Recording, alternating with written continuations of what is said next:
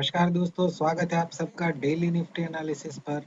मेरा नाम है चिराग और पिछले वीडियो में हमने निफ्टी के 15 मिनट चार्ट में समझा था यहाँ से जो डिक्लाइन है वहाँ पे हमने समझा था कि ये 1 2 3 और अगर ये 4 है तो फिफ्थ जो है मिनिमम 61% यहाँ तक जा सकता है, क्योंकि ये वेव 3 जो है वो एक्सटेंडेड नहीं था, इसलिए 5 एक्सटेंडेड होना चाहिए। और अगर ये इम्पल्स यहाँ तक है और ये 1 और ये 2 है, फिर तो ये 100% के नीचे भी जा सकता है, राइट। इस तरीके का हमने पिछले वीडियो में डिस्कशन किया था। अब निफ्टी में गैप डाउन ओपनिंग हमें देखने को मिला और ओपनिंग के साथ पहला कैंडल ही यहाँ पे मिनिमम प्रोजेक्शन तो यहाँ पे अचीव हो गया, राइट।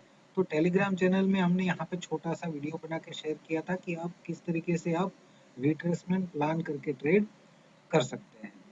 और यहाँ पे टेलीग्राम चैनल में हमने 10:30 बजे शेयर किया था कि वेव 4 जो है इस रेंज में कंप्लीट हो सकता है और वेव 5 जो है अभी भी पेंडिंग है। इस चार्ट को अगर हम देखें तो ये रेजिस्टेंस रेंज था जहाँ पे वेव 4 जो है वो कंप्लीट कर सकता है, राइट। और वहाँ से वेव 5 का डिक्लाइन हमें देखने को मिल सकता है और इसी रेंज में से हमें डिक्लाइन देखने को मिला। 38% के नीचे इसने टारगेट भी अचीव कर दिया। उस टारगेट रेंज के आने के बाद यहाँ पे हमने एक और चार्ट शेयर किया था जहाँ पे हमने रेजिस्टेंस रेंज जो है इस चार्ट में मेंशन की थी।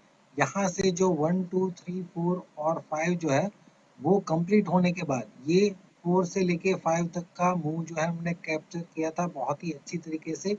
यहाँ पे ऑप्शन में अगर हम देखें तो 50 प्लस पॉइंट का प्रॉफिट हमें मिला। उसके बाद हमने क्या किया, यहाँ से जो इम्पल्स शुरू हुआ था इस पूरे इम्पल्स का हमने रिट्रेसमेंट निकाला 23 टू 38%। और ये जो है अब इमीडिएट रेजिस्टेंस रेंज थी निफ्टी के लिए, क्योंकि यहाँ से लेके यहाँ तक एक इम्पल्स कंप्लीट हो चुका है। तो इस रेंज में करेक्टिव बाउंस हमें देखने को मिल सकता है और यहाँ से उसी रेंज में हमें एक बाउंस भी देखने को मिल गया और इसी रेंज में निफ्टी ने क्लोजिंग भी दिया है 23 से लेके 38% की रेंज में ही।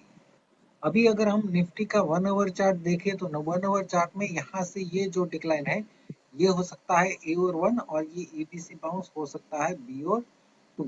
सी और 3 की अगर हम बात करें तो प्रोजेक्शन मिनिमम प्रोजेक्शन 100% आ रहा है 18,995 और यहाँ से जो डिक्लाइन शुरू हुआ है अब तक एक इम्पल्सिव डिक्लाइन है। और यहाँ से जो हमने आज लाइव मार्केट में रिट्रेसमेंट निकाला था 23 से लेके 38%, उस रेंज में ये एक बाउंस भी दे चुका है। ये जो सी और 3 जो है उसको अगर हम स्मॉलर टाइम फ्रेम में देखें तो वहां पे हमें एक क्लियर इम्पल्स लग रहा है 1 2 3 4 5 जो 100% ये वेव 5 है वो अचीव नहीं किया है, तो ये एलिजिबल है वेव 5 के लिए, राइट।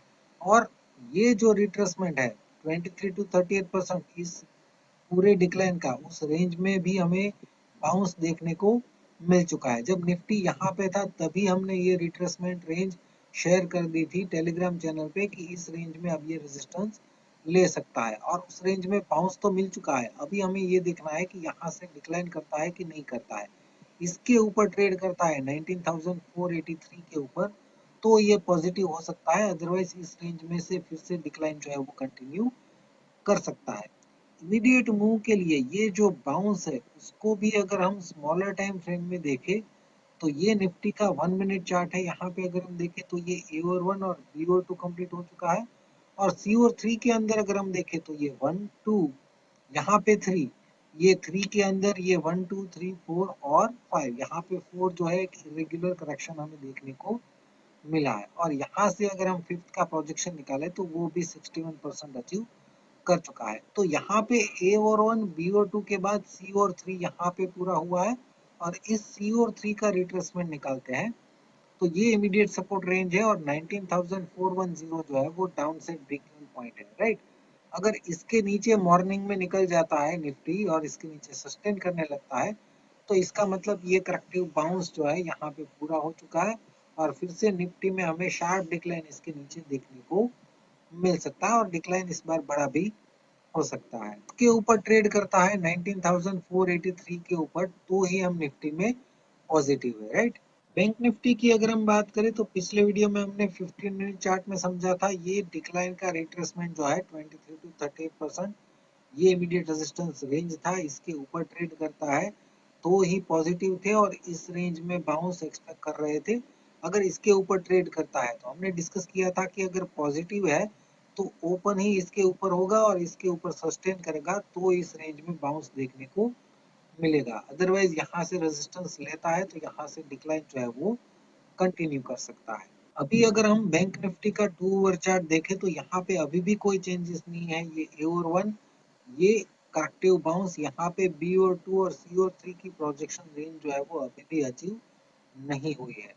यहाँ से जो हमने रिट्रेसमेंट निकाला था उस रेंज में से ही ये डिक्लाइन कर रहा है। अब तक इसने 43,857 का आज लो लगाया है और अभी भी ये रेंज में नहीं आया है, राइट। तो अभी भी हम एक्सपेक्ट कर रहे हैं कि एटलीस्ट इस रेंज में हमें डिक्लाइन देखने को मिल सकता है। इमीडिएट मूव के लिए ये जो डिक्लाइन है उसको अगर हम स्मॉलर टाइम फ्रेम में देखें तो यहाँ से जो डिक्लाइन है उस पूरे डिक्लाइन का रिट्रेसमेंट हमने निकाला जैसे निफ्टी में भी निकाला था, राइट। तो सेम वे हमने यहाँ पे बैंक निफ्टी में भी इस डिक्लाइन का रिट्रेसमेंट निकाला है 23 टू 38% जो कि बैंक निफ्टी के लिए इमीडिएट रेजिस्टेंस रेंज है। 44,200 के ऊपर अगर जाता है तो ही यहाँ से हम पॉजिटिव प्लान कर सकते हैं, लेकिन उसमें भी पैटर्न देखने के बाद हम कुछ डिसाइड करेंगे। इमीडिएटली इसको ब्रेक करने के बाद ऐसा नहीं है कि हमें डायरेक्ट बाय कर लेना है, राइट। इसके ऊपर ट्रेड करता है तो सेलिंग में कॉशियस होना है और पैटर्न के हिसाब से फिर किस तरीके से बिहेव करता है वो हम देखेंगे। अभी के लिए तो ये रेजिस्टेंस रेंज है और इसको ब्रेक नहीं कर पाता है तो सेलिंग का व्यू जो है वो इंटैक्ट रहेगा और डिक्लाइन यहाँ से कंटिन्यू ये कर सकता है। निफ्टी और बैंक निफ्टी में फ्रेंड्स आज के वीडियो में बस इतना ही। वीडियो देखने के लिए आपका बहुत बहुत शुक्रिया, धन्यवाद।